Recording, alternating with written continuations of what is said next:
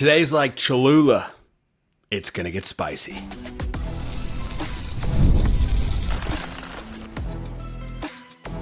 You are Locked On Ducks, your daily podcast on the Oregon Ducks. Part of the Locked On Podcast Network, your team every day. Sometimes I can't believe you guys listen to or watch me, but yes, it is that time once again for Locked On Ducks. I'm your host, Spencer McLaughlin, and thank you all so much for making this your first listen or your first view of the day. It's part of the Locked On Podcast Network, your team every day, and your number one source to stay up to date with the Ducks. Which program wins the national championship first? Oregon trivia, Makhi Hughes. We have so many things on today's show, and it's all brought to you by our friends over at Game Time. Download the app, create an account, and use code LOCKEDONCollege for $20 off your first purchase. So, recruiting news, and yes, I had a little bit of Cholula on a breakfast burrito earlier today, and that's how the cold open came to be. In case you're wondering how I put these shows together, just those little details can really come from anywhere, but it's getting spicy. Today's commitment day for Tyler Atkinson, five-star linebacker who, along with Anthony, quote-unquote, Tank Jones, let's refer to him as Tank Jones because it's an awesome name, Oregon has to get one of those guys or their path to landing a top 5 class probably doesn't exist. I mean, maybe it's if they pull a big flip during the season, maybe it would be there. You're probably going to need another 5-star because these guys are also likely going to programs, if they don't go to the Ducks, that are currently ranked ahead of Oregon. So Tyler Atkinson, 5-star number 1 linebacker in the class of 2026, would be the highest rated or second highest rated linebacker in Oregon history. The other one famously, Justin Flo. He's at UNLV now, if you were curious. And Atkinson's a stud. There's no slicing or dicing it any other way. Can be really good. If Oregon lands him, he might have committed by the time you're listening to or watching this show.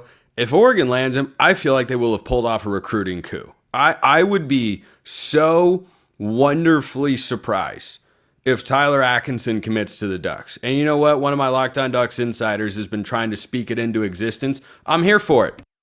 Okay? I'm really here for it. Because if Oregon were to go into the state of Georgia, Dan Lanning were to pull the top linebacker in the country, top 10 player in the class, right out of his old mentor's backyard, ooh boy, that'd be good. Now, Oregon's ranking in the class of 2026 on the 24/7 rankings, which is what I tend to use, has fallen outside the top 10. That's not because Oregon lost anybody, but rather because the Ducks have had schools around them pick up a couple of players, and so they've fallen down a bit. But we've seen how one player can really shift the tide in that regard. Atkinson would be a game changer. Now, Nick Abrams is committing tomorrow, 4-star linebacker, also considering, I should say, the Georgia Bulldogs. Would they be able to get both? Wouldn't surprise me in the slightest. I have heard that Abrams is likely to go to Georgia. I expect Atkinson to, unless somebody else pulls a bit of a rabbit out of the hat, and Georgia probably goes forward and looks at those two and says, yeah, that's a linebacker tandem of the future. Maybe one day they pair him with former 5-star linebacker Dylan Williams, who was, I believe, the number 1 linebacker when he committed to the Bulldogs last year, and Oregon was going after him. He only had 2 tackles a season ago, but again, development does indeed take time, even for highly rated recruits. So that's the big news that's happening today. That broke on Monday that he's committing today. Hopefully it goes Oregon's way. I'm not getting my hopes up, but my hopes are still out there, because if I just lose all hope, rebellions are built on hope. You got to keep at least a little bit alive. But Atkinson is a big one, because I have also heard along the grapevine, Tank Jones probably going to Alabama.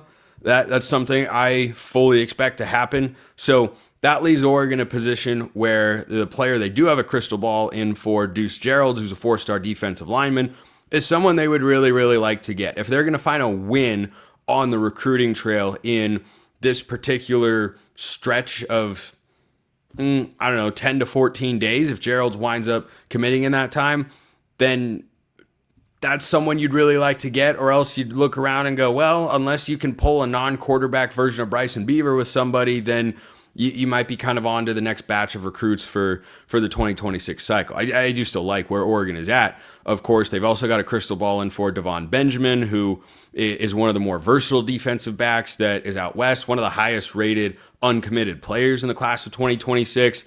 If they could land him, and if they could go out and land Deuce Geralds, that would probably secure a top 10 class, or at least come very close to doing so. If they don't land one of the 5 stars, I think you probably rule out the top 5 angle. But big news coming here in the next couple of days, one way or the other. Hopefully it's good news. That's what we're always looking for, of course. But another thing that happened on the recruiting trail recently, and a couple of you asked me about, is Bryson Beaver. So Oregon's quarterback commit in the class of 2026 is a guy who I like. I think his arm talent is absolutely starting caliber, I should say. I think he's fully capable of becoming a starter one day. I think Boise State has to be at least a little bit annoyed that Oregon came in after missing on Jared Curtis and not getting Ryder Lyons to come in and get Beaver, who was committed to Boise State. In some service rankings, like Rivals, I think is the biggest one, Beaver has been a rapid climber, and there was a climber, and there's a graphic flying around where he suddenly ranked ahead of Ryder Lyons in the quarterback rankings for 2026. I'm not here to knock down Bryson Beaver, okay? I'm really, because when I, pivoted here on the show talking about Ryder Lyons or Jared Curtis to then talking about Bryson Beaver and Matt Ponatoski, I looked at those two and very clearly said, man, I don't know what I'm missing with this Beaver kid, but boy, he sure looks like he's got some arm talent. And he absolutely does. And you see that when you watch his highlights. The guy can make some pretty darn good throws. I compared him to Brian Bennett for a couple of different reasons. And guess what? I hope every Oregon football team from now until the end of time has Brian Bennett a Brian Bennett type on the roster. So I agree that where he was when he was committed to Boise State had him underrated. It is an overreaction in my view. Amateur film watcher over here, I would bet a sizable amount of change Brian Smith would say the same thing, that it is an overreaction to take Beaver and rank him ahead of Ryder Lyons. I'm sure whoever did that had their reasons, and those reasons are rooted in good things for the Ducks, that this guy is talented enough in somebody's view to rank him ahead of, a guy in Lyons who's a consensus 5-star quarterback recruit. That's a great sign and all. I wouldn't go there personally. If I had to pick between the two, Ryder Lyons, higher ceiling in that regard. Does that mean Beaver has a low ceiling? No, it certainly does not. Are those two the same? No. Pretty sure Brian had Ryder Lyons ranked ahead of Jared Curtis, who was my preferred number 1 quarterback option in the class of 2026. So I think the rating system there that Rivals is using, because he got an offer from Oregon, that raised his ranking a lot. I know there's a lot that goes into these metrics. I know they all use that at some level. The caliber of school that has offered you impacts your rating and ranking a decent amount. A bunch of other Power 4 offers came in to Bryson Beaver once Oregon offered him, and he got on everybody's radar, and they went, this guy's really good. We take him too. And of course, he winds up going to the Ducks. So I do not suddenly view Beaver as the better quarterback prospect compared to Ryder Lyons. That doesn't mean that I'm unhappy to have him, because I'm not. I'm pretty stoked about it. So the recruiting buzz continues. Let me know your thoughts in the comments below. Hit me up on Twitter, all of that good stuff. Who wins a national championship first? Notice I didn't say, when does Oregon football win it? Who wins it first? That and a lot more coming up. First, this episode brought to you by Game Time. We've all been there, logging on early, waiting forever for concert tickets to go on sale, only to wind up losing your spot in the end anyway for a show you've been dying to see. Live music just shouldn't be that way. You shouldn't have to have the stress. It should be about making memories, and that's where Game Time comes in. Game Time makes getting concert tickets faster and easier than ever. Prices actually drop as it gets closer to showtime, and you can save up to 60% off with their killer last-minute deals. Plus, you can get all-in pricing, so you get no hidden fees. You get a view from your seat, so you know what to expect when you arrive. The tickets are delivered to your phone.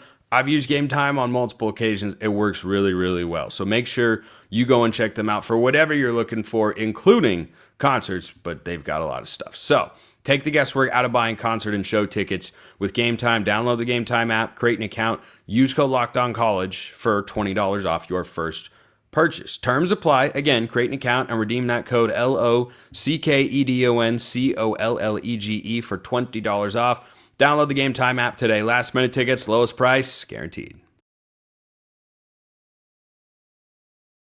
I have a bunch of great questions on today's show, so of course I'm loading up with a second segment sip. So this question came from a Locked On Ducks insider, which you can become as well. You get priority mailbag access, a bunch of other perks too, and this one came in. Mailbag, in what order would you say comes first from 1 to 4? Oregon softball wins a natty. Oregon baseball goes to Omaha. Oregon basketball goes to the Final Four. The women's basketball team gets to the Final Four, or Oregon football wins a natty. That's tough, isn't it? See, when I first read that question, I had a gut instinct, but then I thought about it a little. Then I thought, well, wait a minute. There are some different standards being applied, but the programs within the Oregon Athletic Department have been succeeding at varying levels for quite some time. I don't think it's fair to place the same national championship expectations on the baseball program in the next 3 to 5 years that you can on the football program. Nobody flashes in the pan really and goes and wins a national championship. Takes some time. Now, I think Coach Wazikowski, back-to-back super regionals, hosting a regional this year. Of course, it was an incredibly disappointing end. I think he has that program on the right trajectory to get themselves to Omaha for the first time since he became head coach. So that's kind of the peak goal. That's what is being chased. And I think that your assessment of where these programs should be looking to win at the highest level, I think it's correct. I mean, Oregon softball was just in the Women's College World Series. So the next step, how do you win a national championship? Do they do that before football? So 1 through 4, you listed 5 things here, so why don't I go through 5 on what I think happens first. If Dante Moore comes back, I am going to put football first because, man, that 2026 team could be so special. And I think this year's team is going to be really good. Next year's team could be something else. Especially, the offensive line will probably be the biggest question mark. That might be the only question mark on the entire team, which is a sizable one to be fair. But Alik Terry's shown he can coach a high-level unit year in and year out. So I'll put football first. Then it gets really, really challenging. Softball has added some nice transfers. Baseball's got a new pitching coach, and he brought with him his best guy from San Diego for Coach Waz and company. That's, of course, been consistently their weakness year in, year out. They've usually got 1 or 2 high-end guys, and then it's like, bullpen's a little shaky, 3rd or 4th starter, not so great. But as I said, I think they're definitely going in the right direction there. So I'll put Oregon football winning a national championship first. Second, I'm going to say Oregon baseball goes to Omaha. I think that program within the next 2 to 3 years can get to that level quicker than I think the other programs can get to these particular goals. I'll put Oregon softball. I don't know. Kelly Graves is really, huge step forward last year for Coach Graves and the Lady Ducks on the hardwood. To be in the round of 32 and darn near pull an upset of second-seeded Duke on their home floor, they had a shot. You just need one magical run in the month of March. I definitely think the men's program under Dana Altman is ahead of where they're at right now. So I'll go football wins the national championship, happens first. Baseball goes to Omaha second. Melissa Lombardi can really coach. Really, really, really coach. winning a national championship when Oklahoma was around, pretty darn difficult. Now, they didn't win it this year, and that stopped their four-peat, of course. So I'll go men's basketball to the Final Four, third. Softball wins the Natty, fourth. Girls basketball back to the Final Four as in the fifth spot there. But fun, unique question there. I like that one. This one also came in and falls in the category of fun, unique questions. How would this NFL team do? And it's all Ducks, of course.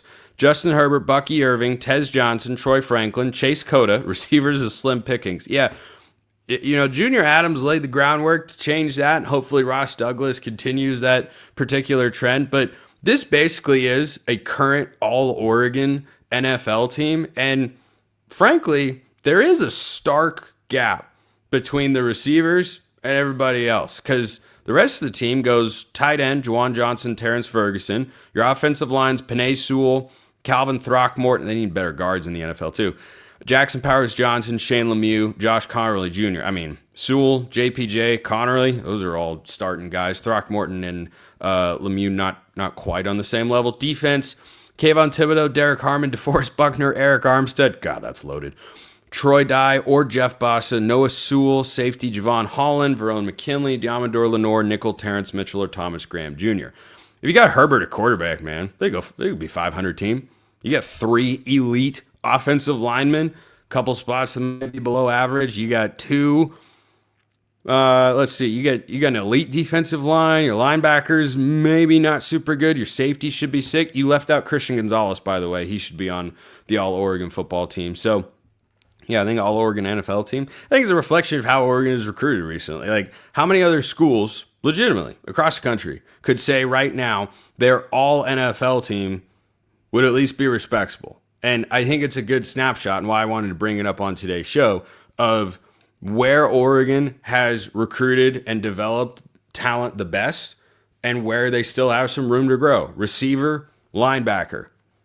Those are kind of the only spot, and guard. Receiver, linebacker, guard to me are the ones where you'd be at the biggest deficit if you went against a typical NFL team. Troy Franklin, beast at Oregon, of course. He's taken a little bit of time to get fully acclimated to the NFL, and he's probably the best receiver on this roster. But Juwan Johnson, Terrence Ferguson, man, studs at tight end. You got 3 offensive linemen who are going to get second contracts or already have, like Penei Sewell has. So yeah, I think that's I think it's a pretty solid place to be. This one from DJ. Oh, this is fun. This is creativity here. 10 out of 10, DJ. Okay, Spencer. How about Spencer's Trivia Challenge? You'll come up with a good name. I don't hate that. That's not bad. Without looking the answer up, Scout's honor, left hand, right hand, I don't know. I was just only a Boy Scout till first grade. That's Cub Scout, so I wasn't even really a Boy Scout in there. But promise I'm doing this on the honor system here. I'm not going to tell you whether I get it right or even look it up right now. You're going to have to let me know. Without looking the answer up, see if you can name a team Oregon has played at least twice but has never beaten. Love the show, all the best. Hopefully the comments here don't give the answer away. The comments did not give the answer away, as a matter of fact. So, that Oregon has played at least twice but never beaten. They just beat Boise State for the first time. They've beaten Ohio State a couple times.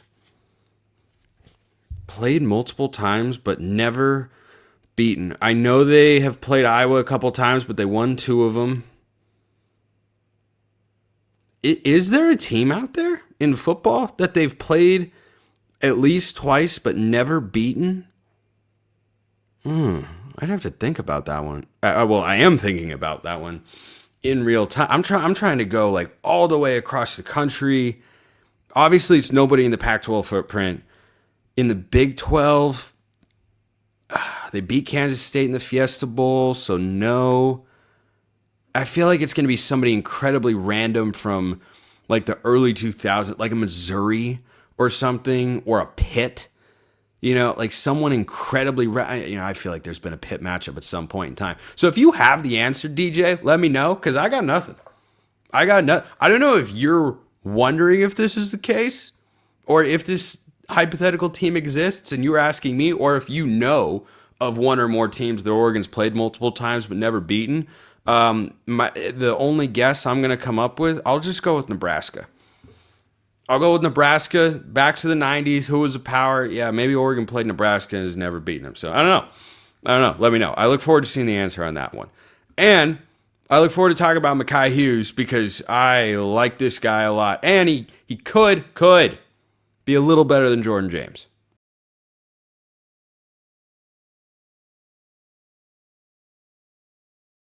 All right, let's talk about Makhi Hughes. So, GoDuck777 sends this one in. I was actually just about to shoot another one at you. This was from a previous set of questions. I want to make sure I gave this one full time because it deserves a full answer here. Makhi Hughes, this is for Spencer's Scale of Agreement, or the SSA, will get over 7.3 yards per carry. LaMichael James and LeGarrette Blount both had that. I think this O-line and his abilities, it's possible that can be broken. So Hughes last year at Tulane was awesome. He was one of the highest graded running backs in all of college football last year, regardless of conference, according to Pro Football Focus. This is a guy who may very well be one and done with the Ducks because he's got kind of a similar build to Jordan James. They're a little bit shorter, a little bit stockier, well-built. Hughes has got a bit more lateral quickness. Like you'll see him kind of chop and shuffle his feet in a way that James did more than he probably gets credit for. But overall, he's more one cut, downhill, run through you kind of back. And he, of course, was very successful in that role. Now, Jordan James in 2023, when he was the number 2 to Bucky Irving, averaged a significantly higher yards per carry. He was over 7 per touch than he did in 2024. Now, you'd expect that. Kind of. It's easier to do when you don't have as many carries, but when you're getting, 20 to 30 a game, then, and I don't know if James was even in that sort of range, but when he became the number 1 guy, he got the ball a lot more, so you're going to have more opportunities to go behind the line of scrimmage. But Jordan James the last couple of years was really good. Makhi Hughes this year for the Ducks should be really good. Now, last year at Tulane, he was about 5.3 yards a carry, which is right around in the same range that Jordan James was last year for the Ducks, who was at 5.4. But the year before, James was 7.1 and hit a lot more home run shots. I think that had more to do with the offensive line than James himself. But the reason I say Hughes can be better than Jordan James, or at least could have a better season in some regards than James did this past year, is the lack of explosion in Oregon's run game. And when Dan Lanning first got to Eugene, the run game would carry the offense and the passing game was complementary, and that has shifted more over the last couple of years, and part of that's because they run more RPOs. I wonder if that doesn't sit in the back of Dan Lanning's mind from time to time. This conversation comes up a lot in this offseason. I've talked about it over on Locked On College Football. With regards to Georgia, the Bulldogs last year, who have 5-star tailback Nate Frazier. He was a true freshman, I believe, this past year, I think. My everydayers will remember that name because he was an Oregon target at running back, somebody that Carlos Laughlin really, really wanted. Yeah, he was a class of 2024 guy. He was a borderline 5-star recruit, number 2 running back in the class. Dude's a stud. They couldn't run the ball last year. They simply couldn't. And so what the national narrative surrounding Georgia is this year, from me on Locked On College Football, or Josh Pate, Joel Klatz mentioned, everybody sees it, is Georgia going to get back to being a more dominant run team? Well, remember that Dan Lanning comes from that particular coaching tree, was on that staff before he came to the Ducks, and they ran the ball really, really well, and the passing game was still explosive and dynamic, but more complementary, and you felt like the run game could carry you at times. Last year, Oregon's offense was not really capable, aside from like the Michigan State game, from being carried by the rushing attack. It's not that it was bad. They had a 1,000-yard rusher. They still had respectable numbers. It was not as good as it once was. They have run for fewer yards per game in each successive year. It's one of the few stats that has trended downward in each successive year that Dan Lanning and staff have been in charge. So I think from Makhi Hughes, he's a guy that has a little bit more lateral movement, maybe a little bit more ability to cut to lanes, a bit like Noah Whittington at times. I think those two have pretty similar running styles, which is why I'm interested to see if a third running back significantly gets into the fold this year.